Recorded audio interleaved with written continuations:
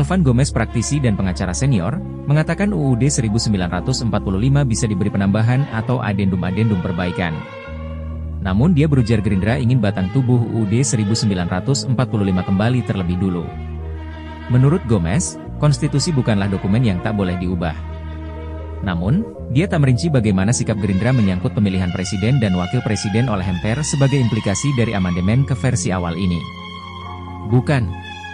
Kalau sudah konsensus dan keputusan mayoritas itu bisa diadendum perbaikan, UUD 45 bukan tidak boleh diperbaiki, boleh. Namun, di mana-mana sebagai negara maju dan kuat, UUD 45 sebagai batang tubuh jangan ditinggalkan, ujarnya.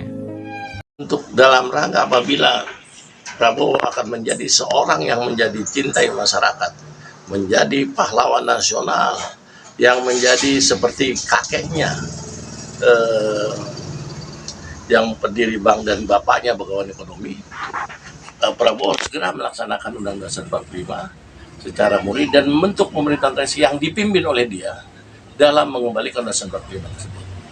Dan dengan Dasar 45 tersebut, masalah Indonesia, negara kesatuan Indonesia, baik persoalan utang negara, baik masalah tentang ketatanegaraan konstitusi yang sudah sepaut, tata pemerintahan juga akan berjalan dengan lancar. Dan karena sebab apabila itu tetap dilaksanakan, semua kepemimpinan pemilu pilkada batal demi hukum karena telah melanggar konstitusi negara yang dimaui oleh kemerdekaan bangsa Indonesia.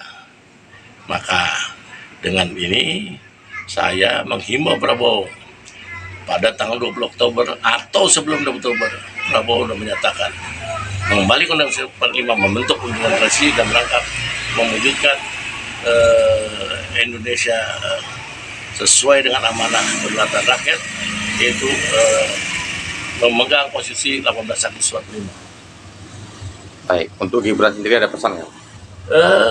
Kalau Gibran dengan adanya konstitusi yang menyatakan itu pelanggaran hukum, secara otomatis Gibran sudah batal di hukum. Jadi karena tadi undang-undang yang dipakai dalam pemilu Prabowo Gibran saat ini adalah undang-undang yang harus batal di hukum karena bertentangan dengan undang-undang negara dan yang diperlukan saja.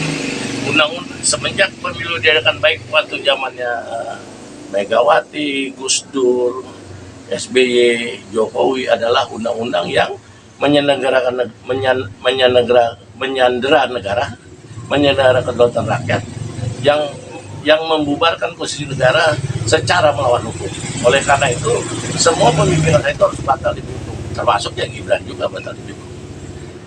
Oke, Pak. Cukup. Saudara Prabowo Subianto sebagai presiden terpilih. Suaranya nggak Pak. Dengan terpilihnya Prabowo Subianto sebagai presiden terpilih, dia mempunyai tugas yang paling utama untuk menyelamatkan negara ini dalam kasus darurat negara, yaitu mengembalikan Undang-Undang Dasar 45 sesuai dengan apa yang dibentuknya Negara Kesatuan Republik Indonesia pada tanggal 17 Agustus 1945 yang disahkan pada 18 Agustus 1945. Nah, kenapa Prabowo harus itu? Karena dengan kita lihat adanya dengan adanya amandemen 45 secara hukum Negara Kesatuan Republik Indonesia telah nyata gugur dan dikudeta secara konstitusional dengan amandemennya. Yang kedua, bahwa dengan adanya amandemen tadi antara Pancasila dan Undang-Undang amandemen itu selalu bertolak belakang. Indonesia seperti yang paling ternyata adalah sistem perekonomian. Indonesia tidak mengenal sistem ekonomi kapitalis yang saling bersaingan, yang ada ekonomi korporasi. Dan itu sudah dibuktikan banyak tumbuhnya kemiskinan, tumbuhnya kekacauan dalam bidang hukum maupun ketatanegaraan. Hal ini diwujudkan dengan petisi para guru besar perlindungan, yang paling utama adalah maklumat Gajah Mada pada tanggal 15 Desember. Itu dengan jelas dan nyata bahwa amandemen tadi sudah menyatakan adalah melakukan penyandaraan konstitusi dan merubah undang-undang 45 dan merubah sistem pemerintahan negara kesatuan negara sebagaimana diatur oleh para pendiri negara ini. Nah,